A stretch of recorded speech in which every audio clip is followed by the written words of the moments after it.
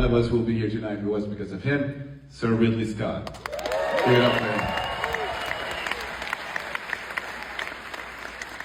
I'm so grateful that you let me make this movie. I hope it can make you proud. I hope I didn't fuck it up. Thank you so much.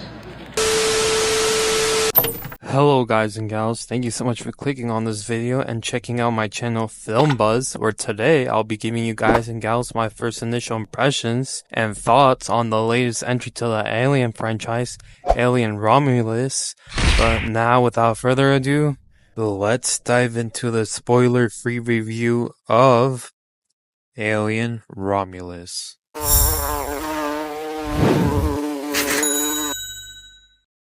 Now, before we start, hold on a second.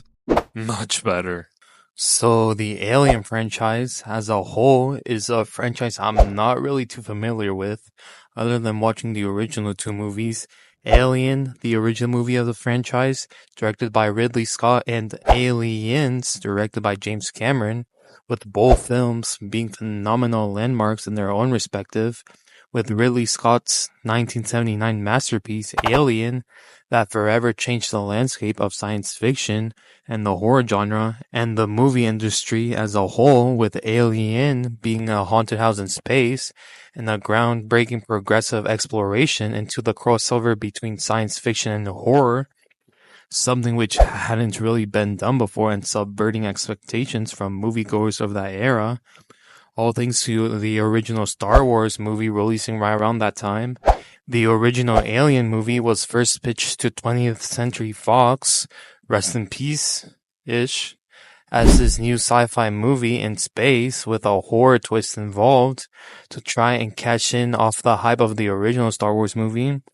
And with horror movies of the 20th century not really reinventing the wheel for the genre,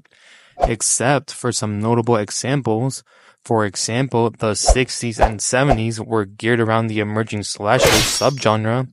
with hit features like 1960's Psycho and 1965's Nightmare, and of course the iconic John Carpenter's Halloween. While other landmark films that dominate the horror genre also included pieces like The Exorcist and the original Texas Chainsaw Massacre, which relied heavily on violence and gore for shock value and audience effect, which also were historic landmark films in their own respective purposes for their era, and subverting expectations from moviegoers at that time and further raising the bar and quality from what audiences expect from their horror movies. And this is all without also mentioning James Cameron's follow-up sequel to Ridley Scott's original Alien movie, Aliens, and it being another box office hit and commercial success for 20th Century Fox.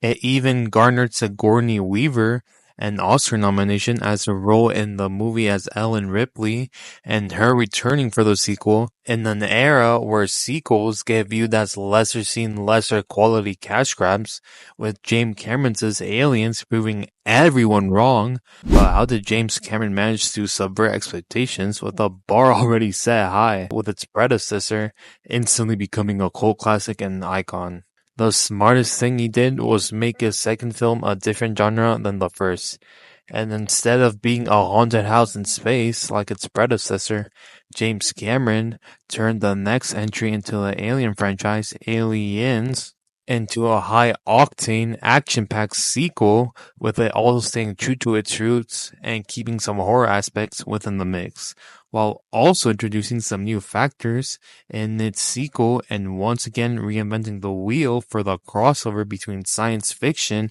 and horror, with now the action genre being thrown into the mix. But getting back on topic with the Alien Romulus review and talking about the positives of the movie, which was for the most part 99% of the movie, with barely any negatives to really talk about. But let's start out with the director of Alien Romulus, Fede Alvarez, which, please Hollywood, if you're listening, let this man give off his media as such to any upcoming horror movie project that's in the process of being rebooted / remaked, because Fede Alvarez cooked with Alien Romulus. And you can really see the passion for Fede Alvarez as a filmmaker in this movie, coming off as a fan of the franchise and giving the keys to paradise and making this franchise his own playground, while also throwing in some new aspects into the mix and realm of possibilities which we previously didn't even knew were possible with the Alien franchise, by introducing some very clever and exciting lore into the third act of the movie, which you may have already heard all the buzz surrounding that third act of the movie or have already seen it, which, bro, I'm not gonna try and hype up this third act of the movie and try to tame your expectations, but take my word with a grain of salt, because when I say the third act from Alien Romulus, without going into too many spoilers, because after all, this is a spoiler-free review, suddenly shifts gears from a horror sci-fi movie into suddenly something you'll see straight out of Bloodborne or the Souls-like games, really making it a highlight of the movie and adding new lore to the Alien franchise while also paying homage and respecting the films that came before it,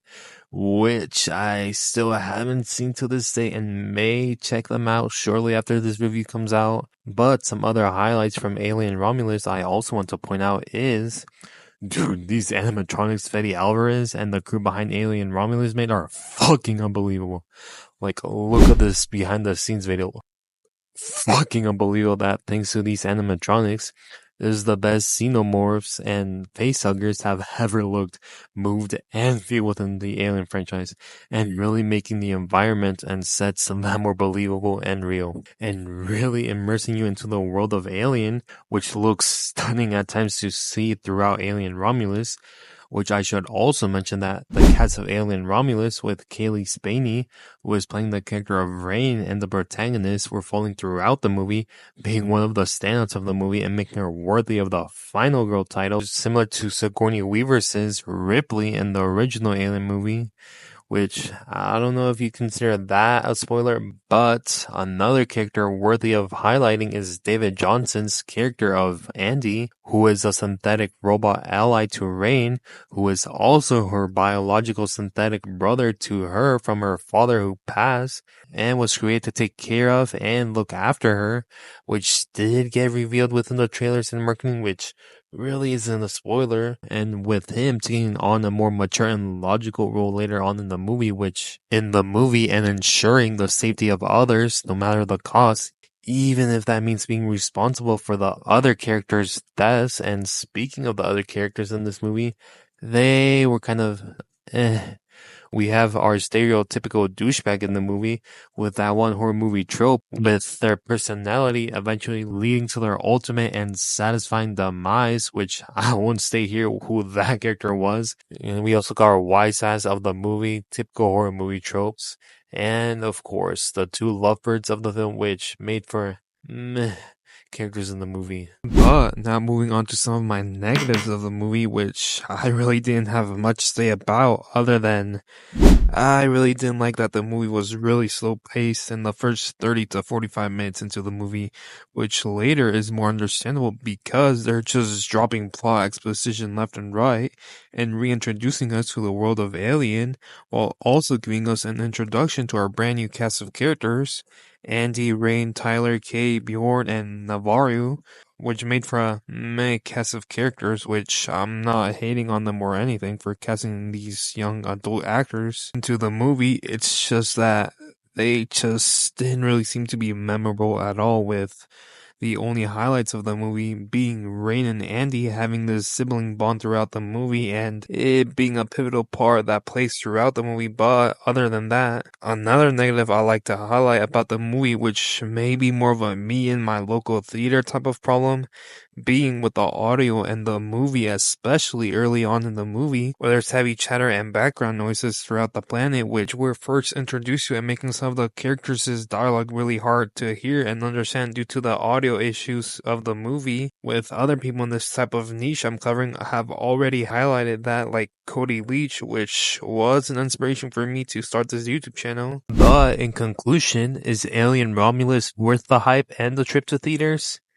Yes, indeed, and I'd recommend you internet folks to go and watch it on the biggest screen possible, And if I were to give it a rating out of 10, I'd give Alien Romulus an 8.5 out of 10, with it being an enjoyable new entry into the Alien franchise while also expanding on the lore by a small amount, but not a lot,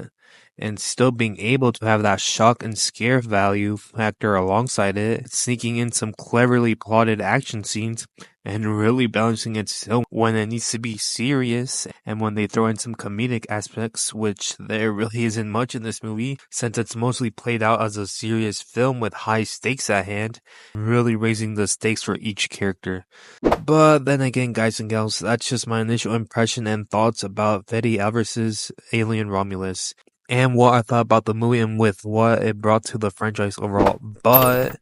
if you like this video, I would really appreciate you guys and girls hitting that like and subscribe button and turning on bell notifications to get notified when my videos go live, because at the end of the day, these videos take a huge chunk of time to make and edit and put care into my own shazah. And also be on the lookout for my movie review of Cuckoo, because hey, better late than never following this video being published, since I'm still just finishing up editing that video and polishing it for you guys. But as always, guys and gals, take care.